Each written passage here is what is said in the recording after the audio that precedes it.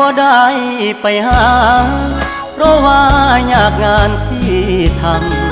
ำบ่ได้ใจดำยังคิดนำตัวน้องคือเก่าบ่ได้เปลี่ยนไปหัวใจอ้ายยังห่วงเจ้า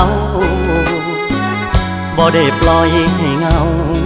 เสาร์อาทิตย์ติดงานโอทีได้แต่โทรหาน้องคงจะไม่ว่ากันบ่เคยเปลี่ยนพันสัญญาหักมันคนดีบ่ได้กักมีกิ๊ก